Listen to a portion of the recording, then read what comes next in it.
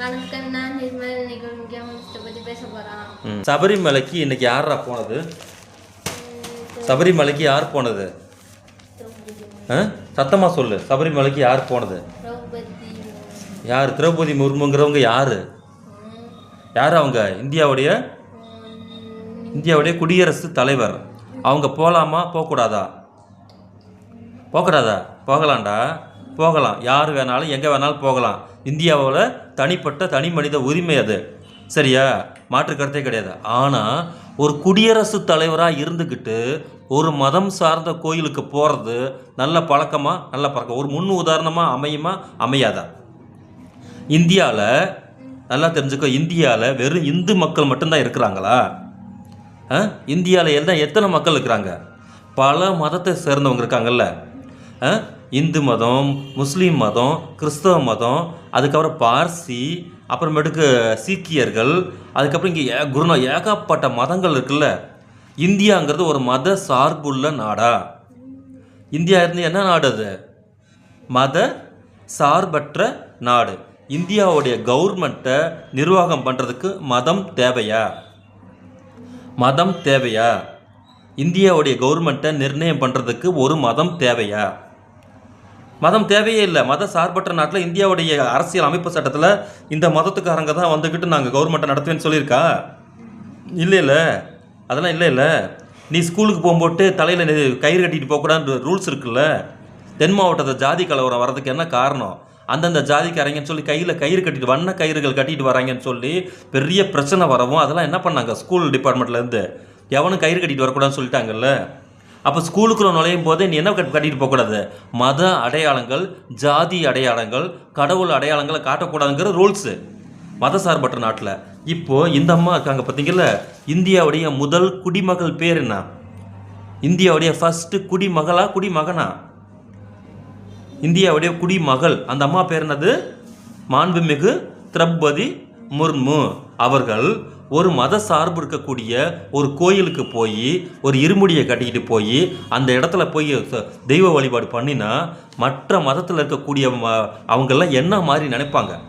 நாங்கள் என்ன சொல்கிறாங்கன்னா, அவங்க நம்பிக்கையை அவங்க கோயிலுக்கு போகிறாங்க, இதெல்லாம் ஒரு குத்தமா அப்படின்னு சொல்லிட்டு நம்ம மற்றவங்க கேட்பாங்க, சரியா? இதே அணுகுமுறையில் இருக்கக்கூடிய இந்த திரௌபதி முர்மு அவர்கள் மற்ற கோயில்களுக்கு இவங்க போயிருக்கிறாங்களா? முஸ்லீம் கோயில்களுக்கு இவங்க போய் இவங்க தொழுகை பண்ணுற மாதிரி இவங்க ஃபோட்டோ போட்டு காட்டுறாங்களா? இல்லை உங்களுக்கு மற்ற கிறிஸ்தவ கோயில்களுக்கு போகிறாங்களா? எந்த கோயிலுக்கு போய்? அப்போ ஹிந்துத்துவாவுடைய சிந்தனையை வெளியில் எக்ஸ்போஸ் பண்ணக்கூடிய தொடர்ச்சியான வேலையை ஒரு இந்தியாவின் முதல் குடிமகளாக இருக்கக்கூடிய ஒருத்தர் செய்கிறாங்கன்னா அதை விமர்சனம் கேள்வி கேட்பாங்களா மாட்டாங்களா? கேள்வி கேட்கக்கூடிய உரிமை அனைவருக்குமே இருக்குது, சரியா? நாம் இங்கே இருக்கக்கூடிய இடத்துல நம்ம ஒரு கவர்மெண்ட்டை நடத்துகிறோம்னா அரசை இருக்கக்கூடிய அரசியல் அமைப்பு சட்டத்தை மதித்து நடக்கணுமா வேணாமா? நடத்தணுமா வேணாமா? நம்மளுடைய தனிப்பட்ட வணக்கமும் தொழுகையும் கடவுள் வழிபாடும் எதுக்குள்ளே இருக்கணும்? பூஜை அறைக்குள்ளே இருக்கணும். வெளியில் வந்துட்டோம்னா நாம் அனைவரும் ஓர் நிறை, நாம் அனைவரும் ஒரே மக்கள், நாம் அனைவரும் ஒரே சகோதரர் சகோதரிகள். இதுதானே வேற்றுமையில் ஒற்றுமைன்னு சொல்லி நமக்கு இந்தியாவில் இருக்கக்கூடிய செகுலரிசம் பாடத்தை எடுக்குது. ஆனால் வடநாட்டில் ஃபுல்லாக என்ன நடக்குது? இந்த பிரக்யாராஜ்னு சொல்லி ஒரு கேடுகட்ட ஒரு அயோக்கிய பொம்பளை என்ன பண்ணியிருக்குன்னா, இதே பிஜேபி கவர்மெண்ட்டில் இருக்கக்கூடியது, உங்களது மகள்கள் பக்கத்து வேற்று மதத்தை சார்ந்தவர்கள் வீட்டுக்கு போனால் காலை வெட்டுங்கள்னு சொல்கிறா. இது எவ்வளோ பெரிய அயோக்கியத்தனமான ஒரு செயல்பாடு. ஒரு பிஜேபியில் இருக்கக்கூடிய ஒரு லேடி ஒரு பக்கத்தில், இப்போ உனக்கு ஃப்ரெண்ட்ஸ் நிறைய இருக்காங்கடா, ஸ்கூலில் நிறைய ஃப்ரெண்ட்ஸ் இருக்காங்கடா, அந்த நிறைய ஃப்ரெண்ட்ஸ் இருக்காங்க, அவங்கள்ட்ட என்னத்தடா பார்த்து பழகுவ? அவனோட அன்பை பார்த்து தானே பழகுவ? உன் மேலே அவன் அக்கறை வச்சுருக்கிறத பார்த்து தானே பழகுவ? அவன் ஜாதி என்னன்னு பார்த்து பழகுவியா? அவன் மதம் என்னன்னு பார்த்து பழகுவியா? அதெல்லாம் ஒரு அயோக்கியத்தனம் இல்லையா? அவன் உன் மேலே அன்பு செலுத்துகிறான், நீ அவன் மேலே அன்பு செலுத்துற. இன்றைக்கி டிஃபன் பாக்ஸில் எத்தனை பஜ்ஜி வச்சுருக்க? 4 பஜ்ஜி வச்சுருக்க. அது நாளையும் நீ தின்னுன்னு அத்தனைக்கு உனக்கு கொடுத்து விட்டாங்க. பந்தியில் உட்காரும்போது அனைவருக்கும் அனைத்தும், இந்த உனக்கு ஒன்றுன்னு பகிர்ந்துக்கிறோம்ல, உணவை பகிர்ந்துக்கிறோம், அன்பை பகிர்ந்துக்கிறோம்ல, இந்த செயல்பாடு தானே அனைவருக்கும் வேண்டும். இந்த செயல்பாடை தடுத்து நிறுத்தக்கூடிய விதி எது? மதம்னு சொல்லக்கூடிய, அதுவும் இந்து மதம்னு சொல்லக்கூடிய செயல்பாடு மேல் ஜாதி கீழ் ஜாதி, மேல் ஜாதிக்காரன் வேலை செய்ய மாட்டான், உக்காந்துக்கிட்டு நல்லா சாப்பிடுவான். கீழ் ஜாதிக்காரன் ஃபுல்லாக வேலை வெட்டி பார்த்து மேல் ஜாதிக்காரனுக்கு தொண்டு ஊழியம் செய்யணும் அப்படின்னு நீ சொன்னேன்னா இது அயோக்கியத்தனமா? அயோக்கியத்தனம் இல்லையா? கேள்வி கேட்கணும்ல. கல்வி அதைத்தானே சொல்லியிருக்கு. இந்தியாவுடைய அரசியல் அமைப்பு சட்டம் என்ன சொல்லியிருக்கு? பிரிவு 51H இருக்கக்கூடிய பிரிவு என்ன சொல்லியிருக்கு? ஒவ்வொரு இந்திய குடிமகனும் அறிவியல் பார்வையை வளர்க்க வேண்டும், அறிவியல் சிந்தனையை பரப்ப வேண்டும். அந்த வேலையை தானே நீ செய்கிற. தனிப்பட்ட முறையில் இந்த அம்மா பண்ணியிருக்கக்கூடிய காரியங்கள் மூட நம்பிக்கை தானே. கேட்டால் எனக்கு நம்பிக்கை இருக்குன்னு சொல்லுவாங்க. அந்த நம்பிக்கையை நம்ம ஒன்றும் மாசு கற்பிக்கலை, குற்றம் சொல்லலை.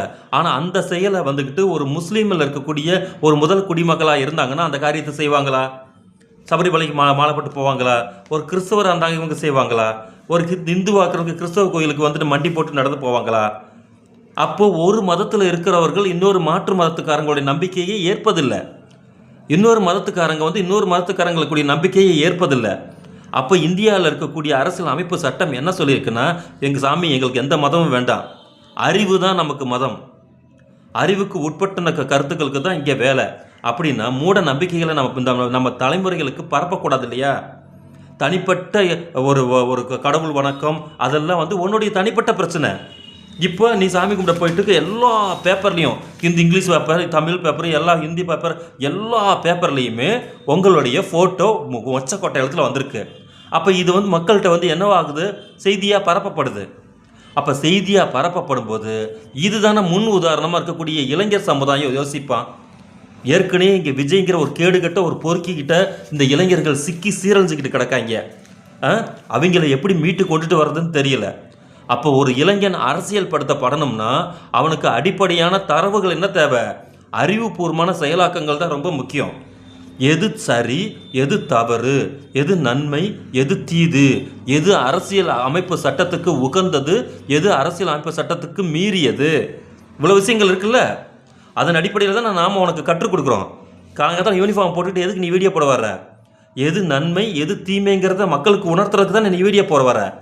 அப்போ நாம் தவறான முன் உதாரணமாக இருக்கலாமா? அப்போ நாம் ஒரு மக்களுக்கு கருத்து சொல்கிறோம்னா நேர்மறையான கருத்துக்களை தானே சொல்லணும். எதிர்மறையான கருத்துக்களை சொல்லலாமா? இன்றைக்கி பேப்பரில், இதே பேப்பரில் உனக்கு அந்த செய்தியை வாசிக்க நான் விடலை. என்ன பண்ணிக்கணும்னா 9வது படிக்கக்கூடிய ஒரு பையன், அந்த பையன் அவங்க அம்மா படிடான்னு சொன்னதுக்கு அந்த அம்மாவை கழுத்தை நெரிச்சு கொண்டுட்டான். எவ்வளோ கொடூரமான ஒரு செயல் இது. இன்றைக்கி அவன் எங்கே இருக்கிறான்? இப்போ எங்கே இருக்கான்? அவன் ஜெயிலில் இருக்கான். அப்போ இது இந்த மாதிரி சிந்தனைகள் எப்படி வருது? இந்த மாதிரி சிந்தனைகள் தீமையின் பக்கம் போவதன் மூலமாகத்தான் வருது. தீமையின் பக்கம் போவதற்கான எந்த செயலையுமே எந்த பெரியவர்களும், எவ்வளோ பெரிய அரசியல் தத்துவமாக இருந்தாலும் சரி, எவ்வளோ சமூக சீர்திருத்த இயக்கமாக இருந்தாலும் சரி, யாராக இருந்தாலும் சரி, சமூகத்துக்கு தீங்கு விளைவிக்கக்கூடிய கருத்துக்களை செய்யவே கூடாதுன்னு தானே நம்ம சொல்கிறோம். சுற்றுச்சூழலுக்கே பாதிப்பு உண்டாகக்கூடாது தானே நேற்றுக்கு வீடியோ போட்ட. தீபாவளி பட்டாசு கொண்டாடக்கூடாது தானே நீ முந்தானத்து வீடியோ போட்ட. அப்போ நம்ம என்ன பண்ணணும்? சமூகத்தில் பொது ஒழுக்கத்தோடையும் அடக்கத்தோடையும் நம்ம இருக்கணும். அதை விட்டுவிட்டு எனக்கிட்ட அதிகாரம் இருக்குது, பதவி இருக்குது, நான் என்ன வேணாலும் நான் பண்ணுவேன்னு சொன்னால் அந்த அதிகாரமும் பதவியும் நீண்ட நாள் நீடிக்காது. அதற்கு உதாரணம் எது? ஹிட்லர். அந்த ஹிட்லர் தான் சொன்னான், எனது அதிகாரம் வானலாவியது, அழிக்கவே முடியாததுன்னு சொன்னான். அதே மாதிரி அது அழிஞ்சு போச்சா? இதே பிரிட்டிஷ்காரன் என்ன சொன்னான்? எங்களை கேட்டுத்தான் சூரியன் உதிக்கும், எங்களை கேட்டுத்தான் சூரியன் மறையும்னு சொன்னான். அது உண்மைதான். ஏன்னா அவன் சூரியன் உதிக்கக்கூடிய நாடு இருக்கு பாரு, அதில் இருந்து சூரியன் மறையக்கூடிய நாடு இருக்கு பார்த்தீங்களா, அது வரைக்கும் அவன் சண்டை போட்டு அவனுடைய ஆக்கிரமிப்பு கொண்டு போயிட்டான். அவனுக்கு அடிமைப்பட்ட நாடாக இருந்துச்சு.